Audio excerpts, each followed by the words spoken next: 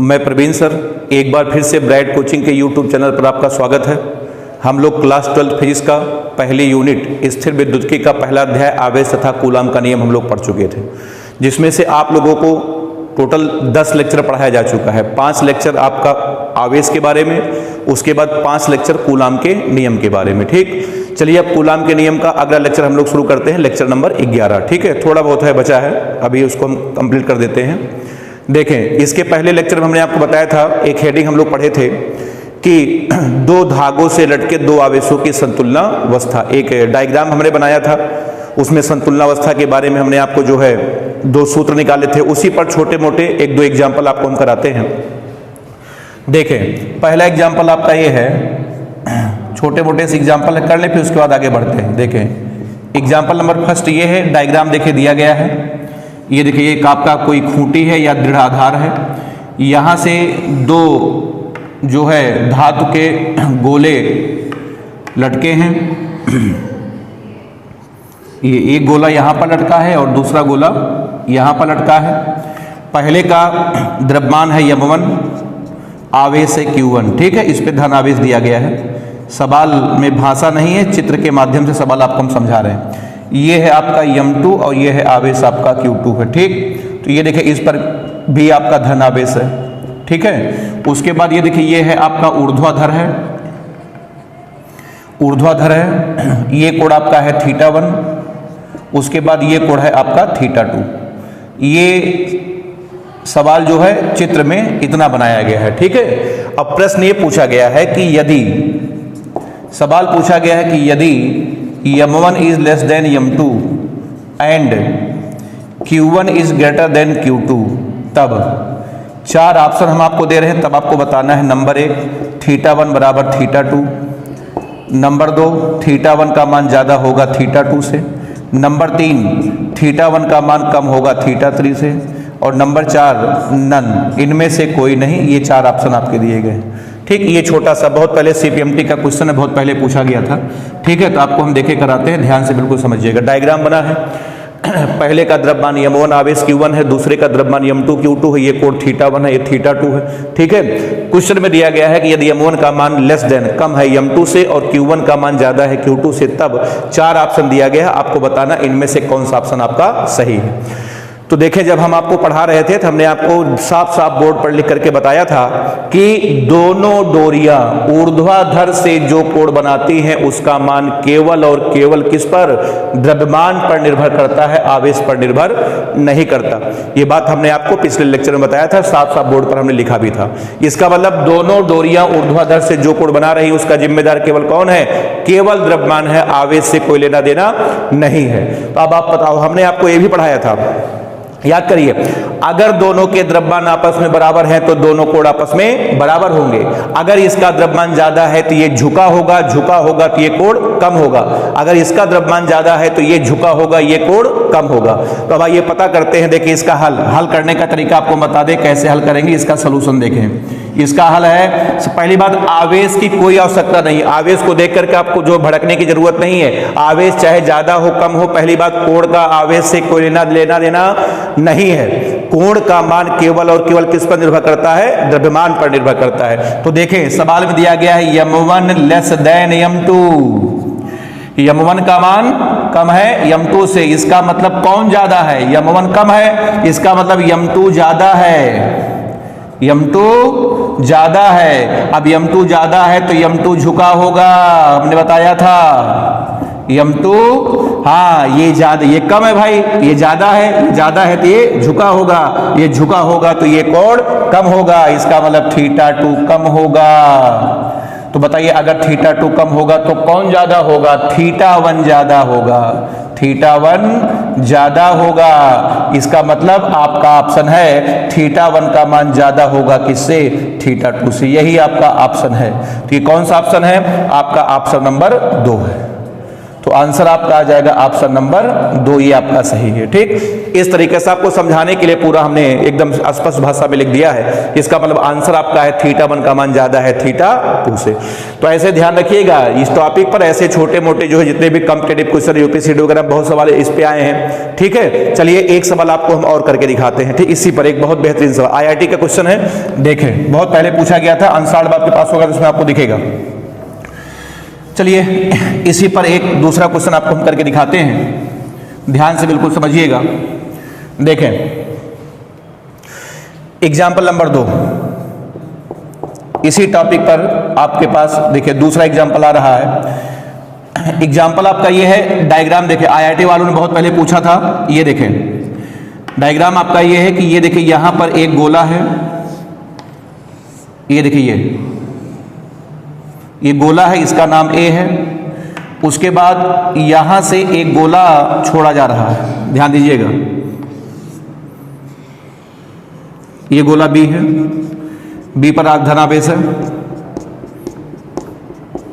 ये इसका द्रव्यमान यम है और इसका भी द्रव्यमान यम है, दोनों के द्रव्यमान जो है यहां पर बराबर है। ठीक, उसके बाद अब देखिए सवाल में इसको यहां से छोड़ा गया, तो जब आप इसको यहां से छोड़ोगे तो ये आकर के इसको टच करेगा, स्पर्श करेगा, और जब ये आकर के इसको स्पर्श करेगा तो चालन विधि द्वारा इस पर भी धनावेश आ जाएगा। याद आया, जब ये आकर के इसको टच करेगा, चूंकि इसमें इस पर धनावेश है, इसका मतलब इसमें इलेक्ट्रॉन की कमी है, तो जब ये आकर के इसको टच करेगा तो इसमें से इलेक्ट्रॉन निकल करके उसमें जाएंगे, तो इस पर भी क्या आ जाएगा, धनावेश आ जाएगा। इसका मतलब अगला डायग्राम देखिए, ये छपा था पेपर में, ये देखिए उसके बाद क्या हुआ कि जब ये इसको टच करेगा इस पर भी धनावेश आ जाएगा, तो दोनों एक दूसरे को क्या करेंगे, प्रतिकर्षित करेंगे, और प्रतिकर्षित करने के चक्कर में दूर हट करके रुक जाएंगे, संतुलनावस्था आ जाएगी। उसी संतुलनावस्था का डायग्राम हम बना रहे हैं, ये देखिए ऐसे। ठीक है, पेपर में छपा था, ये आपका गोला बी है। उसके बाद ये देखिए ये आपका गोला ए है, ये देखिए इस पर तो धनावेश तो पहले से था, और जब ये आकर के ए को टच करेगा तो ए पर भी कौन सा आवेश आ जाएगा, ए पर भी आपका धनावेश आ जाएगा। क्लियर है, चलिए उसके बाद ये देखिए ये आपकी ऊर्ध्वाधर रेखा है, उसके बाद ये कोण है आपका θ1 और ये कोण आपका है θ2। ठीक है, अब आपको बताना है, चार ऑप्शन दिए गए हैं, पूछा गया कौन सा कथन सही है। पहला कथन आपका है θ1 बराबर θ2, दूसरा है θ1 का मान ग्रेटर देन θ2, तीसरा है θ1 का मान लेस देन θ2, चौथा आपका है θ1 बराबर 2θ2। ये चारों ऑप्शन दिए गए हैं, आपको बताना है। देखिए क्वेश्चन पहले समझिएगा, लगाने के बाद छोड़िए। आपको क्वेश्चन समझ में आया कि नहीं आया, एक बार फिर से मैं रिपीट कर रहा हूं। इनको हमने यहां से छोड़ा, ये भाई साहब गए, इनको स्पर्श किए, उसके बाद इनमें भी धनावेश आ गया। जब दोनों पर धनावेश आ जाएगा, दोनों एक दूसरे को प्रतिकर्षित करते हुए जाकर के रुक गए हैं, डोरियां θ1 θ2 कोण बना रही हैं। अब आपको बताना इनमें से कौन सा ऑप्शन सही है, ये आपका क्वेश्चन है। ठीक, तो चलिए एक बार फिर हम आपको बताते हैं कि दोनों डोरियां ऊर्ध्वाधर से जो कोण बनाती हैं उस कोण का जिम्मेदार केवल और केवल कौन है, द्रव्यमान है। ठीक है, तो आपको केवल ये पता करना है कि इन दोनों का द्रव्यमान किसका ज्यादा है, किसका कम है, या किसका बराबर है। अगर आप ये पता कर लेंगे तो आपका आंसर आ जाएगा। जैसे ज्यादातर लोग पहला मार देंगे θ1 बराबर θ2, नहीं, सुनिए, जब ये गोला इससे टकराया नहीं था तब दोनों के द्रव्यमान आपस में बराबर थे। टकराने के पहले दोनों के द्रव्यमान आपस में बराबर थे। जब ये वाला गोला आकर के इसको टच करेगा, क्योंकि इसमें इलेक्ट्रॉन की कमी है, तो इसमें से इलेक्ट्रॉन निकल करके इसमें आएंगे, और जब इसमें इलेक्ट्रॉन आएंगे इसका द्रव्यमान बढ़ जाएगा, इसका द्रव्यमान घट जाएगा। समझ में आपको नहीं आ रहा है? ये यहां पर दोनों के द्रव्यमान बराबर हैं। जब ये गोला आकर के इसको छुएगा, स्पर्श करेगा, टच करेगा, तो इसमें इलेक्ट्रॉन की कमी है, इसमें से इलेक्ट्रॉन निकल करके इसमें चले आएंगे, और जब इसमें से इलेक्ट्रॉन निकल करके इसमें चले आएंगे तो इसके द्रव्यमान में कमी हो जाएगी और इसके द्रव्यमान में वृद्धि हो जाएगी। तो मैं यहां पे लिख रहा हूं साफ साफ आपको समझाने के लिए, ताकि समझ में आपको आ जाए। ठीक है, अदरवाइज आंसर एक लाइन का सलूशन देखें। इसका हल है, जब बी ए को स्पर्श करेगा, जब भी किसको, ए को स्पर्श करेगा, तो क्या होगा बोलो, ए से इलेक्ट्रॉन निकलकर ए से इलेक्ट्रॉन निकलकर बी में जाएंगे। क्यों जाएंगे? क्योंकि बी पर इलेक्ट्रॉन की कमी थी। तो इसका मतलब ए का द्रव्यमान बोलो, ए का द्रव्यमान घटा, बोलो बी का द्रव्यमान, बी का द्रव्यमान बढ़ा। इसका मतलब बी का द्रव्यमान ज्यादा है, इसका मतलब बी का द्रव्यमान ज्यादा। अब बताओ, अगर बी का द्रव्यमान ज्यादा है तो भैया बी क्या होगा? झुका होगा। इसका द्रव्यमान ज्यादा है तो ये झुका होगा। अब झुका होगा तो भैया θ1 कम होगा, θ1 कम होगा। तो आपका आंसर होगा θ1 का मान कम होगा किससे? θ2 से।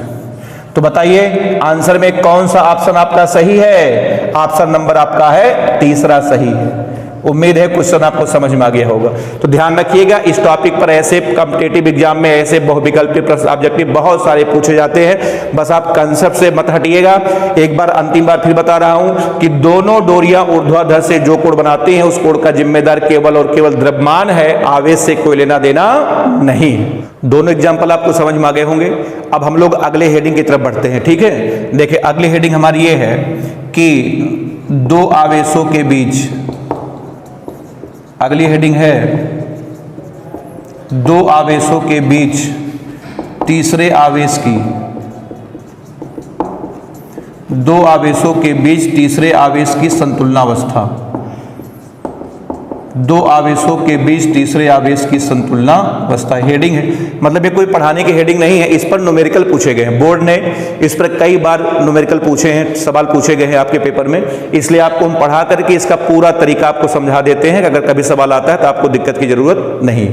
देखें हेडिंग है दो आवेशों के बीच तीसरे आवेश की संतुलनावस्था। ठीक है, इसमें देखें हम लोग दो केस लेते हैं, दो प्रकार से आपको हम ये हेडिंग पढ़ाते हैं। पहला केस आपका ये है, केस फर्स्ट आपका यह है कि जब दोनों आवेश, पहला केस है कि जब दोनों आवेश समान प्रकृति के हैं।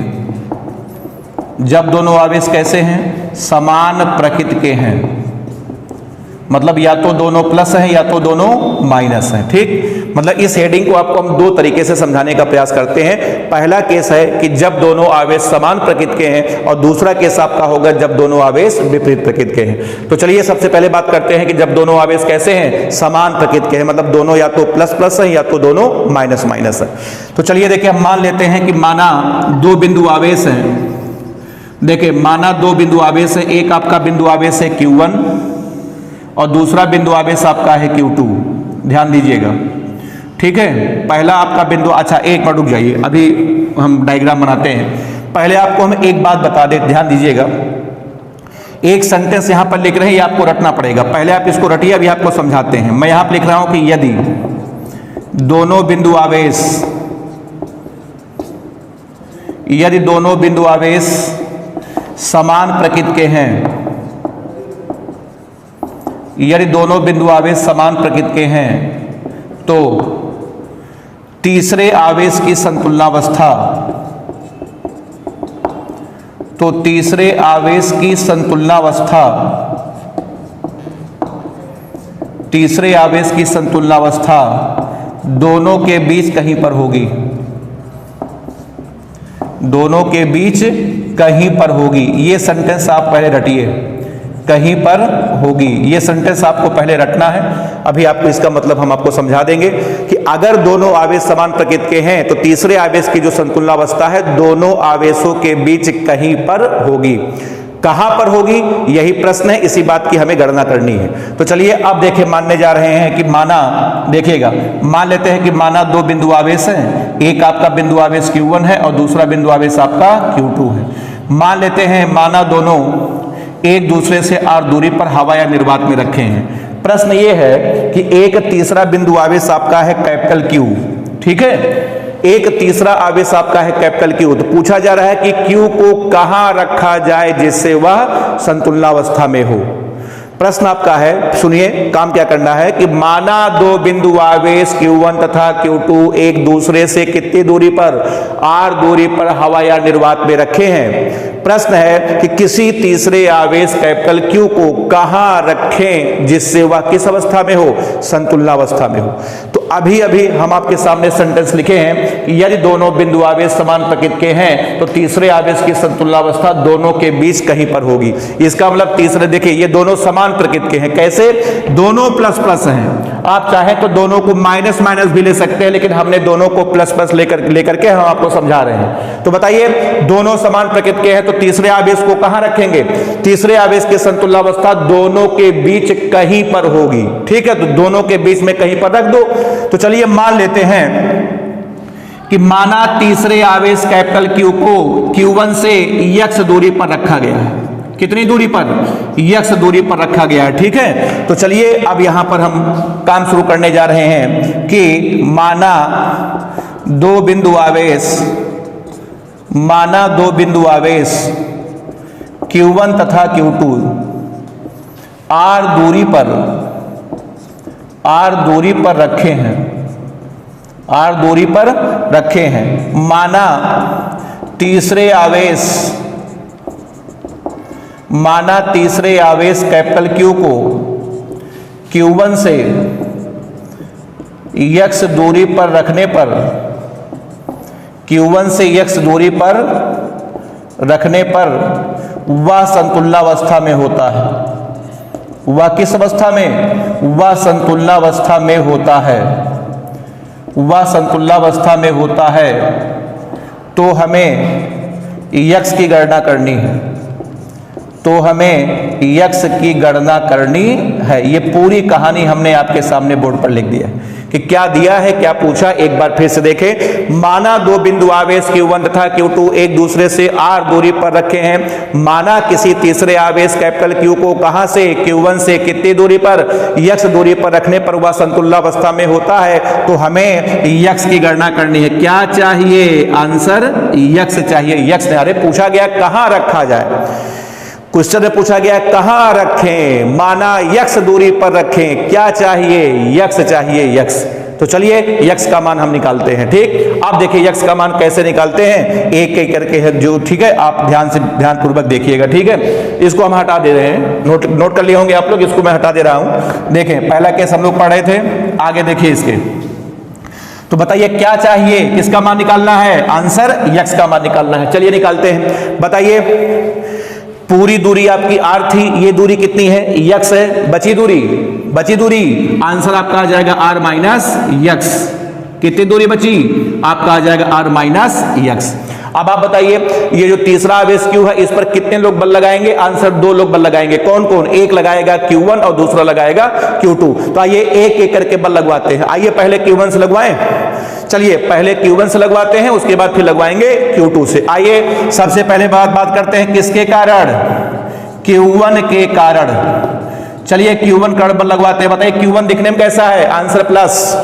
ये दिखने में कैसा है? प्लस। तो Q1 वाला इसको क्या करेगा? आकर्षित की प्रतिकर्षित, आंसर प्रतिकर्षित करेगा। तो Q1 वाला Q को खींचेगा, भगाएगा, आंसर भगाएगा। तो Q1 वाला Q को भगाने का मतलब होता है उसी रेखा में भगाएगा। मैं आपको पढ़ा चुका हूं, वैद्युत बल की दिशा इधर उधर नहीं होती, बल्कि दोनों आवेशों को मिलाने वाली रेखा की दिशा में होती है। तो बताइए, ये जो आवेश आपका Q1 है, ये कैपिटल Q को खींचेगा, भगाएगा, आंसर भगाएगा। तो ये वाला इसको ये भगाया, ये भगाया। माना कितने बल से? F1 बल से भगाया, F1। तो चलिए बताइए F1 का मान तो कूलाम बता देंगे। बोलिए 1/4 पाई एप्सिलॉन 0 Q1 गुणे Q2 बटे R का स्क्वायर। अब इतना समय नहीं है कि एक बार सूत्र लिखें फिर एक बार मान रखें। अब प्रैक्टिस आप इतनी हो चुकी है, अब आप डायरेक्ट मान रखिए। Q1 की जगह पर कौन है? Q1। बताइए Q2 की जगह पर कौन है? Q। दोनों के बीच की दूरी कितनी है? x। ये देखिए आपका आ जाएगा x का स्क्वायर। ये आपका आ गया समीकरण नंबर 1। चलिए भाई, Q1 ने अपना काम कर दिया, बारी किसकी है? Q2 की। चलिए अब आइए बात करते हैं Q2 के कारण। किसके कारण? Q2 के कारण। चलिए बताइए Q2 दिखने में कैसा है? आंसर प्लस है, ये वाला भी प्लस है। तो Q2 वाला इसको खींचेगा, भगाएगा, आंसर भगाएगा, क्योंकि समान आवेश एक दूसरे को क्या करते हैं? प्रतिकर्षित करते हैं। तो ये जो Q2 है, बताओ Q को खींचेगा, भगाएगा, आंसर ये भगाया, ये देखिए। माना कितने बल से? F2 बल से। चलिए बताइए F2 का मान बताइए। F2 बराबर 1/4 पाई एप्सिलॉन 0 Q1 Q2 बटे R का स्क्वायर। Q1 की जगह पर Q है और Q2 की जगह पर Q2 है। बताओ दूरी बोलो, दूरी, दोनों के बीच की दूरी बोलिए। ये देखिए दोनों के बीच की दूरी है R माइनस x का होल स्क्वायर। ये आपका आ गया समीकरण नंबर 2।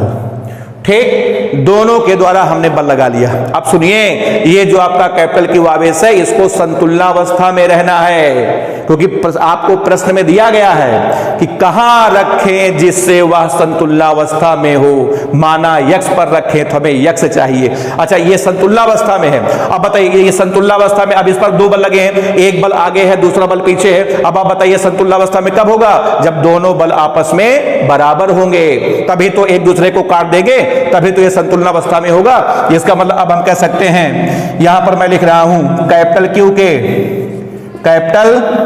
क्यू के संतुलनावस्था में होने के लिए, कैपिटल क्यू के संतुलनावस्था में होने के लिए, बोलिए भाई क्या होना चाहिए? F1 बराबर F2, ये होना चाहिए। चलिए भाई बताइए F1 का मान बोलिए। F1 का मान कितना है? 1/4 pi epsilon 0 Q1 into Q बटे कितना? x स्क्वायर बराबर F2 बोलिए 1/4 पाई एप्सिलॉन 0 Q इंटू बोले Q2 बटे R माइनस x का होल स्क्वायर। ये देखें इससे पूरा कटा, ये देखें Q भी कट गया। इसका मतलब जिस तीसरे आवेश को आप लाए थे उस सवाल लगाते समय कट जाता है। इसका मतलब है कि सवाल के लिए आपको तीसरे आवेश के मान की जरूरत नहीं है। तीसरे आवेश का मान चाहे न्यूमेरिकल में दिया रहे चाहे ना दिया रहे, इससे सवाल के सेहत पर कोई असर नहीं पड़ता है। आप अपनी आंखों से देख लें, क्योंकि सवाल लगाते समय तीसरा आवेश क्या हो जा रहा है? कट जा रहा है। तो तीसरा आवेश चाहे प्लस हो चाहे माइनस हो, चाहे छोटा हो चाहे बड़ा हो, चाहे उसका मान सवाल में दिया हो चाहे ना दिया हो, इससे सवाल के सेहत पर कोई असर नहीं पड़ता, क्योंकि सवाल लगाते समय तीसरा आवेश कैंसिल हो जाता है। चलिए भाई क्या चाहिए? यक्स चाहिए। ध्यान हमेशा लक्ष्य पर यक्स निकालना है। चलिए बताइए Q1 बटे x स्क्वायर बराबर Q2 बटे R माइनस x का होल स्क्वायर। अब आप एक काम करिए, दोनों पक्षों में वर्गमूल ले ले, वर्गमूल। तो वर्गमूल लेंगे तो आपका आ जाएगा अंडर रूट Q1 अपान x बराबर आपका आ जाएगा अंडर रूट Q2 अपान, ये आपका आ जाएगा R माइनस x। अब आप तिरछा गुणा करिए, ये आपका आ जाएगा हाँ x अंडर रूट Q2 बराबर R minus x under root Q1। अब आपका आ जाएगा x अंडर रूट Q2 बराबर R under root Q1 minus x under root Q1। अब आप इसको इधर ले, क्या चाहिए? x चाहिए। अब आप x को इधर ले आइए, मिलेगा x, अभी देखिएगा। अब आपका आ जाएगा x under root Q2 plus x under root Q1 बराबर ये आपका आ जाएगा under root Q1 into R। क्या कॉमन है? x कॉमन लेंगे, आ जाएगा अंडर रूट, बताओ Q1 plus under root Q2 बराबर बोलो under root Q1 into R। ये देखिए आ गया x का मान।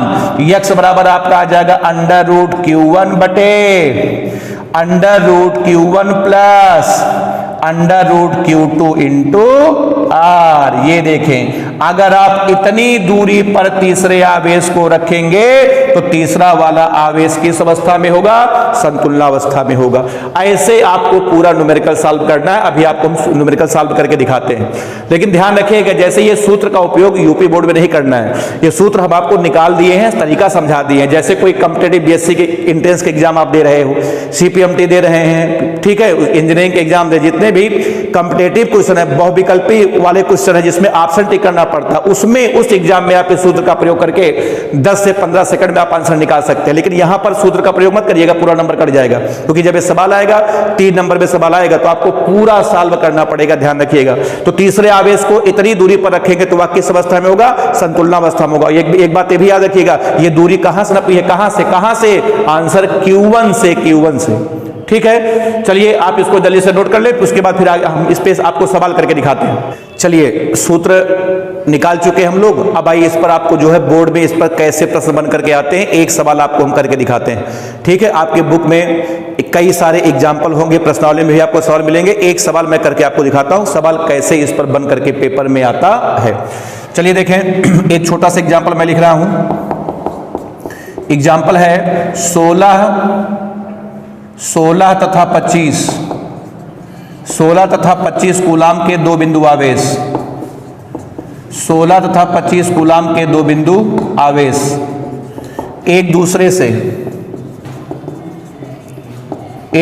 से 27 सेंटीमीटर दूरी पर रखे हैं, 27 सेंटीमीटर दूरी पर रखे हैं।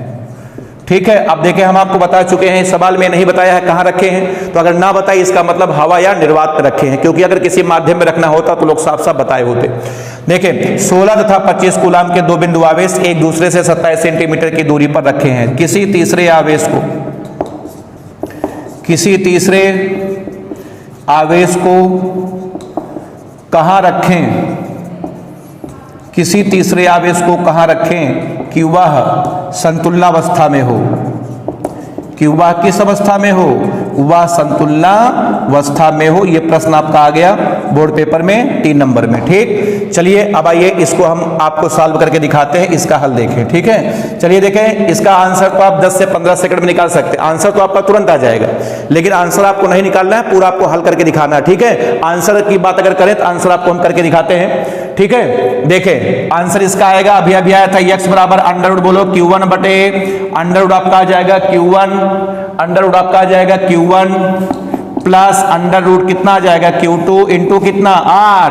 तो x बराबर आपका आ जाएगा, बोलिए भाई Q1 कितना है 16, फिर Q1 कितना है 16, Q2 कितना है 25, R कितना है आपका 27। तो x बराबर आपका आ जाएगा, ये देखिए ऊपर 4, ये 4, ये 5, ये आपका 27, ये आपका 9 हो जाएगा, इसको काटेंगे 3 आ जाएगा, 3 चौक 12 सेंटीमीटर। ये देखिए आंसर आपका आ गया।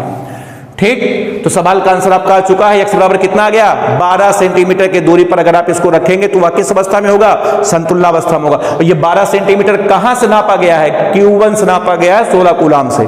तो खैर आंसर नहीं निकालना है, पूरा सॉल्व करके हमको दिखाना है। तो आइए आपको हम इसको सॉल्व करके दिखाते हैं कैसे आपको पेपर में सॉल्व करना है। देखें, चलिए देखें, मान लेते हैं एक आपका मानना क्या है दिया है, एक आपका 16 कूलाम है, दूसरा कौन है, दूसरा आपका 25 कूलाम है, दोनों के बीच की दूरी कितनी है 27 सेंटीमीटर। पूछ रहे हैं कि तीसरे आवेश को कहां रखा जाए। तो सबसे पहली बात मैं आपको रटा चुका हूं, अगर दोनों आवेश समान प्रकृति के हैं तो संतुलनावस्था बताओ बीच में होगी बाहर होगी, आंसर बीच में होगी। मैं लिखा चुका हूं, रटा चुका हूं कि अगर समान प्रकृति के हैं तो संतुलनावस्था दोनों के बीच कहीं पर होगी। तो तीसरे आवेश को बताइए बीच में रखोगे बाहर रखोगे, आंसर कहां रखेंगे, बीच में रखेंगे।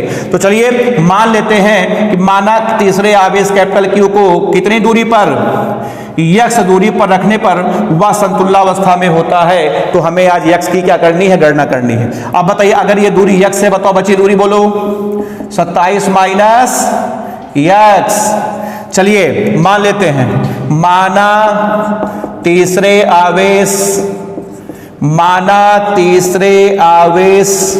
कैपिटल Q को 16 कूलाम से x दूरी पर रखने पर वह संतुलनावस्था में होता है, वह संतुलनावस्था में होता है। तो हमें x की गणना करनी है। चलिए x का मान निकालते हैं। बोलिए भाई इस पर कितने लोग बल लगाएंगे, 2 लोग, एक लगाएगा 16 वाला, एक लगाएगा 25 वाला। बोलिए 16 वाला इसको खींचेगा भगाएगा। ये देखिए 16 वाला इसको, ये देखिए ये भगाया, माना कितने बल से, बोलो F1। अब उसके बाद 25 वाला बताओ इसको खींचेगा भगाएगा। तो 25 वाला इसको ये भगाया, ये माना कितने बल से, F2 बल से। अब हम कह सकते हैं संतुलनावस्था के लिए क्या होना चाहिए, F1 बराबर F2 होना चाहिए। चलिए F1 का मान जल्दी से बोलिए, 1/4 पाई एप्सिलॉन 0 Q1 गुणे Q2 बटे R स्क्वायर। समझ में आया। Q1 आपका 16 है, Q2 आपका Q है, दूरी कितनी x है। F2 बोलिए, F2 1/4 पाई एप्सिलॉन 0 Q1 गुणे Q2 बटे बोले दूरी 27 माइनस एक्स का होल स्क्वायर। ये देखे पूरा का पूरा कट गया, ये देखे क्यू से क्यू कट गया। अब आपका आ जाएगा 16 बटे एक्स का स्क्वायर बराबर 25 बटे 27 माइनस एक्स का होल स्क्वायर। अब आप दोनों पक्षों में वर्गमूल ले लें, वर्गमूल ले लें, आपका आ जाएगा 4 बटे एक्स बराबर 5 बटे 27 माइनस एक्स। अब आप तिरछा गुणा करिए, गुणा करेंगे आपका आ जाएगा 5x, बोलो 5x बराबर, अब आप 27 में 4 से गुणा करेंगे 28, 4 7 28 और 2 108 आ जाएगा, माइनस आपका आ जाएगा कितना 4x।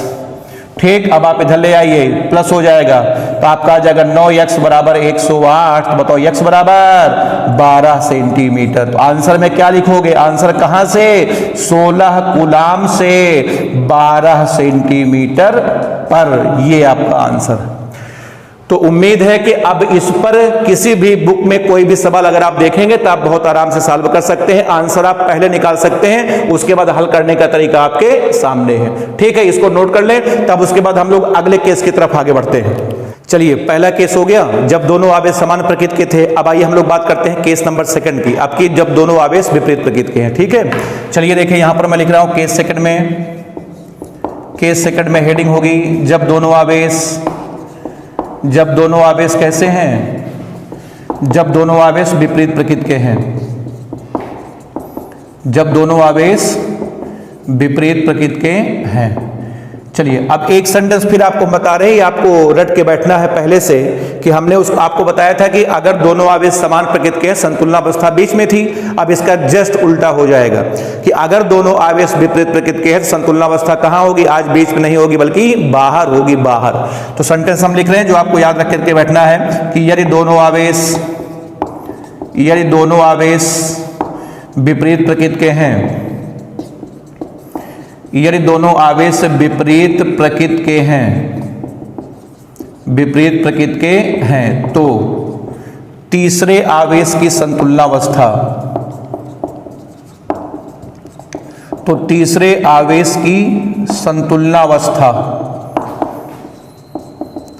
दोनों आवेशों को, तीसरे आवेश की संतुलनावस्था दोनों आवेशों को मिलाने वाली, दोनों आवेशों को मिलाने वाली रेखा के बाहर किसी बिंदु पर होगी, किसी बिंदु पर होगी। ये सेंटेंस आपको पहले से याद रखना है, तभी आप सवाल को लगा पाएंगे कि अगर दोनों आवेश विपरीत प्रकृति के हैं तो तीसरे की संतुलनावस्था दोनों को मिलाने वाली रेखा के बाहर किसी बिंदु पर होगी।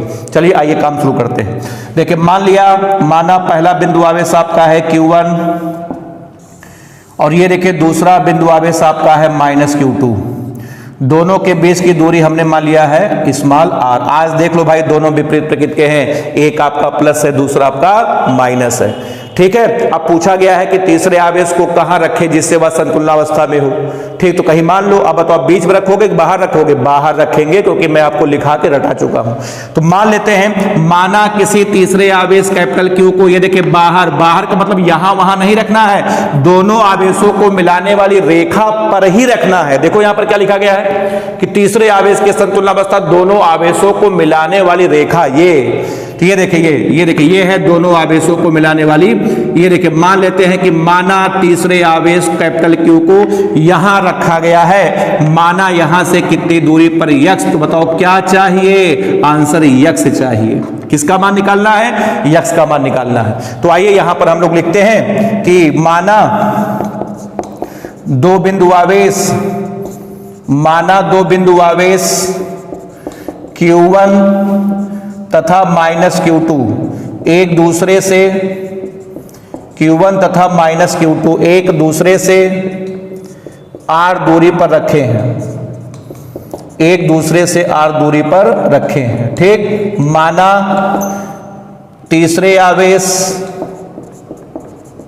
माना तीसरे आवेश कैपिटल Q को -Q2 से x दूरी पर रखने पर वह संतुलनावस्था में वह संतुलनावस्था में होता है, वह संतुलनावस्था में होता है, तो हमें यक्स की गणना करनी है, तो हमें यक्स की गणना करनी है। ये है आपका प्रश्न। तो चलिए इसको आप नोट कर लिए होंगे, पहले इसको हम हटा दें, फिर उसके बाद आपको हम यक्स की गणना करके दिखाएं। ठीक है, एकदम साफ साफ जो हमने माना है, माना दो बिंदु आवेश Q1 और -Q2 एक दूसरे से r दूरी पर रखे हैं, माना तीसरे आवेश कैपिटल Q को -Q2 से x दूरी पर रखने पर वह संतुलनावस्था में होता है, तो हमें किसकी, यक्स की क्या करनी है, गणना करनी है। तो चलिए आइए गणना करके दिखाते हैं। अब आप तैयार हो जाइए, बताइए वो जो आपका कैपिटल Q रखा है उस पर कितने लोग बल लगाएंगे। आंसर 2 लोग बल लगाएंगे। देखें अब इस पर 2 लोग बल लगाने के लिए तैयार है, एक लगाएगा Q1 वाला और एक लगाएगा -Q2 वाला। तो एक एक करके लगवाइए। आइए सबसे पहले लगाते हैं किसके कारण, Q1 के कारण। चलिए Q1 का लगवाइए बल। ये वाला दिखने में कैसा है, प्लस, ये वाला भी क्या है, प्लस। तो ये वाला इसको आकर्षित की प्रतिकर्षित, आंसर प्रतिकर्षित करेगा, खींचेगा भगाएगा, आंसर भगाएगा। तो ये वाला आवेश इसको ये भगाया, ये भगाया, माना कितने बल से, F1 बल से। F1 का मान तो कूलाम बता देंगे। F1 बराबर आपका आ जाएगा 1/4 पाई एप्सिलॉन 0, उसके बाद Q1 × Q2 अपान दूरी, बोलिए इन दोनों के बीच की दूरी हो जाएगी R + x। तो आपका आ जाएगा R + x का होल स्क्वायर। ये आपका आ गया सभी का नंबर 1। चलिए भाई Q1 ने अपना काम कर दिया, बारी किसकी है, -Q2 की। अब आइए बात करते हैं -Q2 के कारण। ठीक है, -Q2 के कारण। ठीक, बताइए ये वाला माइनस है, ये वाला प्लस है, तो ये इसको आकर्षित के प्रतिकर्षित, आंसर आकर्षित करेगा, खींचेगा भगाएगा, आंसर खींचेगा। तो ये वाला आवेश इसको ये देखे अपनी तरफ आकर्षित किया, ये खींचा, माना कितने बल से, F2 बल से, F2। तो चलिए F2 का मान बताइए, 1/4 पाई एप्सिलॉन 0।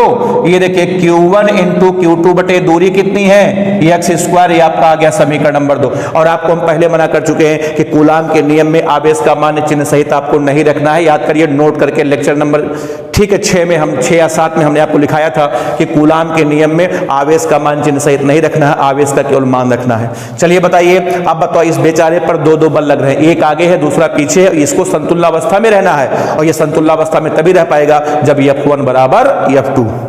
अब यहां से हम कह सकते हैं Q के संतुलनावस्था के लिए, Q के संतुलनावस्था के लिए क्या होना चाहिए, F1 बराबर F2 होना चाहिए। अब बताओ F1 का मान बताइए, 1/4 पाई एप्सिलॉन 0 Q1 × Q बटे दूरी बोलो R + x का होल स्क्वायर बराबर आपका आ जाएगा 1/4 पाई एप्सिलॉन 0 Q2 × Q बटे आपका आ जाएगा x का स्क्वायर। ये देखिए आपका कैंसिल हो गया, Q से Q कटा, उसके बाद क्या बचा, Q1 बटे R + x का होल स्क्वायर बराबर Q2 अपान x का स्क्वायर, वर्गमूल लीजिए, √Q1 बटे R + x बराबर √Q2 बटे x, तिरछा गुणा करिए, x √Q1 बराबर R + x √Q2।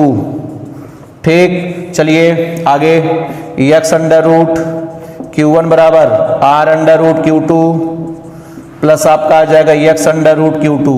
आया, इधर ले आइए, x √Q1 minus x √Q2 बराबर √Q2 × R। क्या कॉमन है, x। अब आपका आ जाएगा √Q1 माइनस √Q2 बराबर बोलो √Q2 × R। ये देखिए यहां से x का मान भाई आ गया, x बराबर आपका आ जाएगा √Q2 बटे √Q1 माइनस √Q2 × R। तो भाई इतनी दूरी पर अगर आप रखोगे तो तीसरा आवेश बताओ किस अवस्था में होगा, आंसर संतुलनावस्था में होगा। लेकिन ध्यान रखना ये दूरी कहां से नापी गई है, Q2 नापी गई, Q2 नापी गई। बताओ क्लियर है?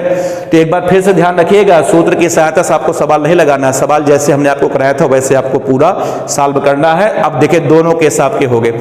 अब उम्मीद है कि संतुलनावस्था पर कभी कोई न्यूमेरिकल अगर आपको मिलेगा तो आप उसके बाद कर डालेंगे। ठीक है, चलिए ठीक है, बस यहीं तक। उसके बाद जो है अभी अगले लेक्चर में, ठीक है, अगर ये खत्म हो जाएगा तो उसके बाद फिर एनसीईआरटी के प्रॉब्लम्स वगैरह आपको हम करा देंगे।